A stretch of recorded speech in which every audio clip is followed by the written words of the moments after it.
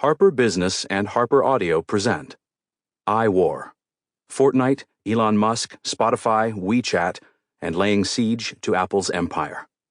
By Tim Higgins. Read by Keith Brown. For Karen. Author's Note. This book was made possible by people involved with these companies and government agencies that talked to me, often on the condition that those conversations not be attributed to them directly. Some of the people mentioned by name agreed to be interviewed, some declined. To protect my sources, who risked professional reprisal, I don't generally disclose who I interviewed. This book also relies heavily on reams of internal documents from these companies made public through litigation and hours of legal testimony. In a few instances, direct quotes were recreated from my sources' memories to the best of their recollection. These quotes were heard firsthand by at least one source. Most of the time, though, direct quotes came from documents, such as emails reviewed by me or audio and video recordings. I conducted reporting in Austin, Cupertino, Brussels, New York City, San Francisco, and Washington, D.C.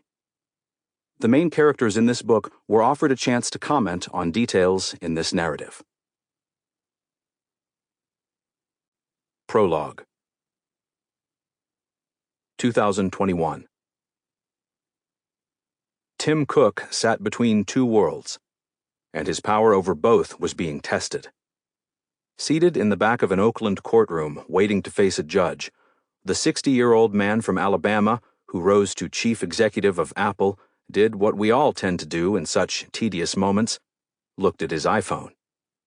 Unlike the rest of us, in that digital world, Cook was the king, ruling over an iPhone empire with 1 billion users, all connected by the software that his company had developed, shipped, policed, and taxed. The real world wasn't the same since the iPhone was revealed 14 years earlier in 2007. Communities were reimagined, commerce evolved. Giants rose on the success of a new computing paradigm. And now, in the spring of 2021, Cook was in the real world of a federal court, having to answer for the power he held in his digital realm. He came prepared to defend against those who wanted to strip away the rules and order, who wanted to tear down the walled garden that, he and his team insisted, kept their world special and that users wanted. As Cook took the stand, wearing a dark gray suit, white shirt, and gray tie, a clear face shield protected him from germs, part of the unusual safeguards of the pandemic era, precautions that included limiting who could be in Judge Yvonne Gonzalez-Rogers' courtroom that Friday in May.